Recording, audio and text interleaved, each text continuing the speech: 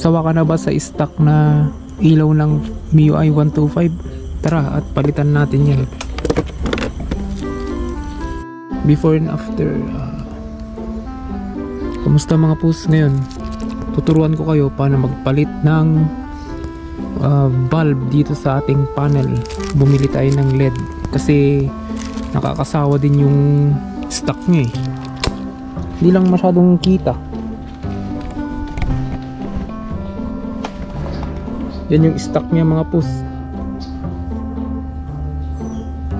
Hindi lang masyadong kita ngayon mga pus kasi maliwanag. Pero yan, papalitan natin yan. Gagamit tayo ng LED na binili natin sa Shopee. Tuturuan ko kayo paano magbaklas at ikabit to. Short video lang. Tara. Syempre dito tayo sa taas ng cowling nya. Tatanggalin natin tong kanyang tornilyo. 4 yan. Sa isa, 2. Yan, sa baba ng preno at ito sa kabila. Kailangan lang natin ng Phillips screw. Makikita mo yun sa baba ng upuan. At tatanggalin natin sila isa-isa.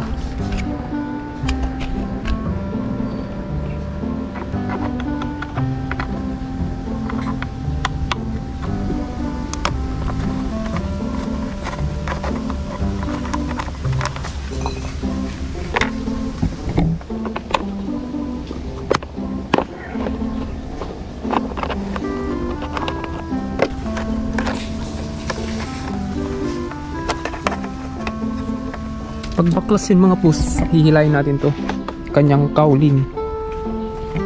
Pag ganun, matatanggal yan kahit di mo natanggalin to.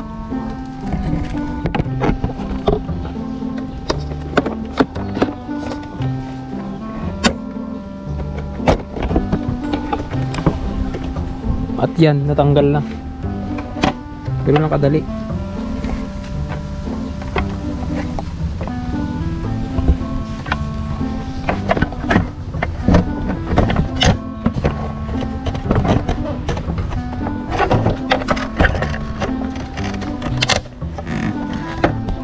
Siyempre hindi matanggal lahat kasi meron pa tong sa mini driving light ko nakasuksok dyan.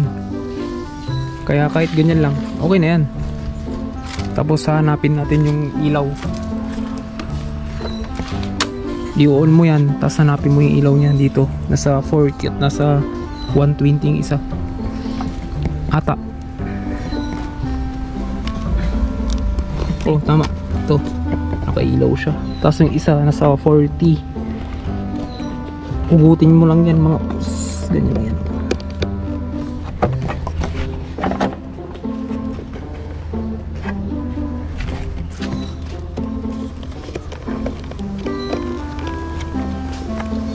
Yan lang yung papalitan nyo. 2 lang. Yan. Tapos patayin nyo na. Tapos hugutin nyo na yung bulb. Content pus. Content. Hindi naman.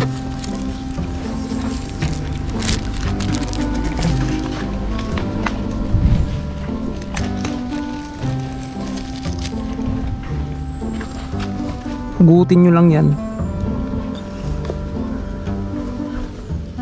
Ay, mainit. Pag nahugot nyo ganyan, yan, pasunog na rin. Sakto. Yung isa nasa loob.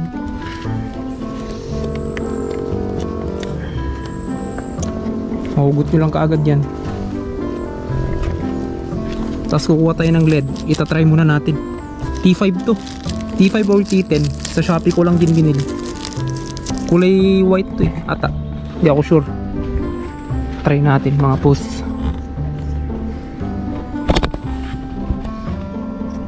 Susuksok nyo lang yan.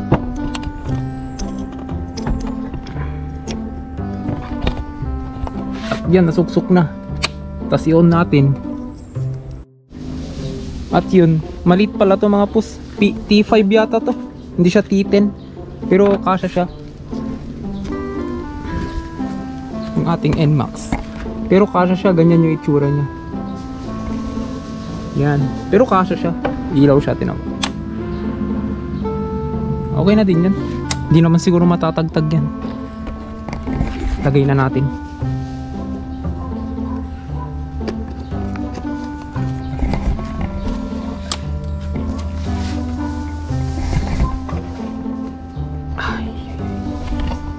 At yun, nalagay na rin mga boss.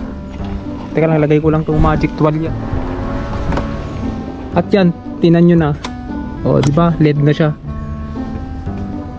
Hindi yung parang yung kanina na kakasawang tindan kasi ang stock eh. Kaya mag-LED tayong ganyan. Lesson learned. Wag T5 ang kukunin. Pang Muse 40 pala yun. Peanut bulb dapat na T10 ang kukunin. Yun lang mga post. Quick tutorial. Peace out.